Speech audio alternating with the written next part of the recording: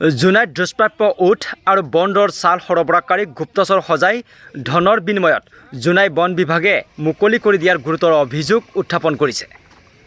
উল্লেখ্য যে মঙলবাৰে আবেলি জোনাই আঞ্চলিক বন বিভাগ আৰু ৱাইল্ড লাইফ ক্ৰাইম ব্ৰাঞ্চৰ এক গোপন সূত্ৰৰ খবৰৰ ভিত্তিত পবা নামৰ হোটেলৰ পৰা দুষ্প্ৰাপ্য উঠ আৰু বনৰৰ ছালসহ আটক কৰিছিল 2 সৰবৰাহকাৰীক। কিন্তু পৰৱৰ্তী সময়ত এই ঘটনাত জড়িত জোনাইৰ লেকু জেলেম গাঁৱৰ ৰমেশ দলেক বন আইনৰ এক গোচৰৰ ভিত্তিত গোচৰ ৰুজু কৰি জেল হাজতলৈ প্ৰেৰণ কৰে। ইফালে এনে ঘটনাৰ পিছতে ৰমেশ দলেৰ পৰিয়ালে এই ঘটনাত কেৱল ৰমেশ দলেই জড়িত নহয়, তাত বাখিৰজনাই গাঁও পঞ্চায়তৰ নিবাসী তপন দলে নামৰ লোকজনো সম্পূৰ্ণৰূপে জড়িত থকা বুলি উল্লেখ কৰিছে। কিন্তু জোনাই বন বিভাগৰ বিষয়া কৰ্মচাৰীসকলে মুঠা অংকৰ ধনৰ বিনিময়ত হঠাৎ তপন দলেক বন বিভাগৰ গুপ্তচৰ সজাই কেৱল ৰমেশ দলেক দোষী সাব্যস্ত কৰি জেল হাজতলৈ প্ৰেৰণ কৰা বুলি গুৰুতৰ অভিযোগ উত্থাপন কৰি ঘটনাত জড়িত 2গৰাকীকে সমান শাস্তিৰ দাবী তুলিছে ৰমেশ দলেৰ পৰিয়ালে।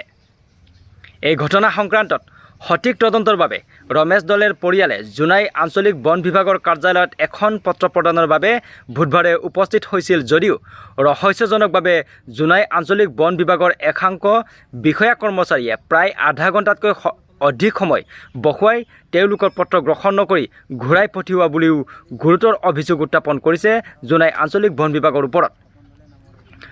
উল্লেখ্য যে মঙলবাৰে দিনৰ ভাগত তপন দলে লেকু জেলেম স্থিত ৰমেশ দলেৰ ঘৰত উপস্থিত হৈ ঘৰৰ পৰা লৈ গৈছিল তেওঁলোকৰ বন্ধুত্ব অতি পুৰণি হোৱাৰ বাবে ৰমেশ দলেৰ পৰিয়ালে কোনো সন্দেহ কৰা নাছিল 2জনৰ ওপৰত।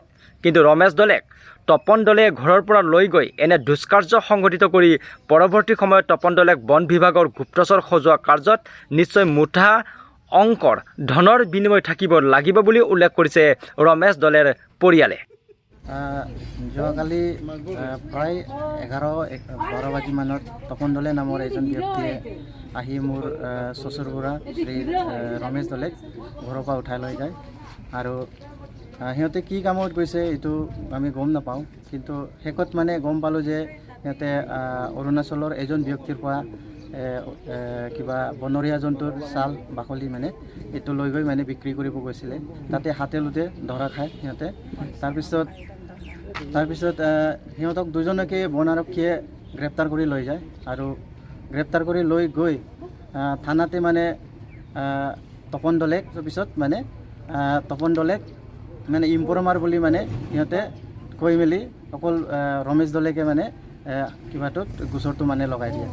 তাৰপিছত আমাৰ ডাউট আছে যে সিহঁত 2জনে মানে প্ৰায় 1-2 বছৰৰ লগৰীয়া নহয়, প্ৰায় 10-12 বছৰ তাৰ লগৰীয়া হয়।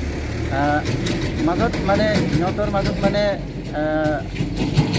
টকা দিয়া ঘোচ দিয়া নিচিনা এনেকুৱা কিবা হৈছে নেকি বুলি আমি গোচৰটো মানে ডাউট লাগিছে মানে। কেলেকি 2জনৰ যদি শাস্তিটো একেই হয় তাৰপিছত কেনেকৈ এজনকে মানে এৰি দিয়া হয়। আৰু সি যদি ইম্পৰমাৰে হোৱা হ'লে অৰুণাচলৰ পৰা যিটো মানুহে ছাল বাকলিটো আনিছিলে তাক আৰু ৰমেশ দলেকে গ্ৰেপ্তাৰ কৰিব নোৱাৰিলে 2জনে। তাৰপিছত ইয়াত সিহঁতে আহি মেলি পবা হোটেলত যেতিয়া ধৰা খাইছে তেতিয়া অকল মোৰ কিবা ৰমেশ দলেকে কেলৈ গ্ৰেপ্তাৰ কৰে এইটো সম্বন্ধত মানে মই এইটোৱে ক'ব বিচাৰিছোঁ যে নিশ্চয় মানে সিহঁতৰ ওপৰত মানে বেকগ্ৰাউণ্ড আছে। বেকগ্ৰাউণ্ডৰ ওপৰত কিছু টকা কিবা দি মেলি হৈ চাগে তাত মানে সিহঁতে কেছটো সমাপ্ত কৰিছে আৰু মোৰ শ্বশুৰ বুঢ়া ৰমেশ দলেকে মানে সিহঁতে কেছত ফচাই দিছে মানে। কেলেকি এজন ব্যক্তিক এৰি মেলি 2জনে একেটা ভুল কৰিছে, 2জনক ধৰি কিনি এজন ব্যক্তিক এৰি মেলি এজনকে কেলৈ শাস্তি প্ৰদান কৰিব লাগে। তপন দলে কি ৰমেশ দলেক মাতি লৈ গৈছিলে ঘৰৰ পৰা? ঘৰৰ পৰা মাতি লৈ গৈছে। কলৈ নিম বুলি কৈছিলে এইটো কোৱা নাছিলে? এইটো কোৱা নাছিলে। কেইটা বজাত লৈ গৈছিলে? প্ৰায় 12-1 বাজি এনেকুৱা ওচৰত, 11-12-1 বাজি তাৰ ভিতৰতে হ'ব। দিনত যোৱাকালি দিনত। আচ্ছা, আপোনালোকে যেতিয়া ফৰেষ্ট অফিচত গৈছিলে যে আপোনালোকৰ লেটাৰখন দিছিলে কি বুলি তেওঁলোকে উত্তৰ দিছিলে? আমি লেটাৰটো যিটো তাত মানে এপ্লিকেশ্যন দিছোঁ সেই এপ্লিকেশ্যনটো দিবলৈ প্ৰায় আমাক আধা ঘণ্টা ওচৰা ওচৰি মানে ৰখাই দিছে আৰু লাষ্টত কৈছে কি সেইটো এপ্লিকেশ্যন আমি ল'ব নোৱাৰে, সেইটো এপ্লিকেশ্যন থানাত দিব লাগিব বুলি ক'লে। কোনে ক'লে? সেইটো কিবা মিচিং কিবা আছিলে, অফিচাৰ এজন আছিলে, এই দলে না কি কয়।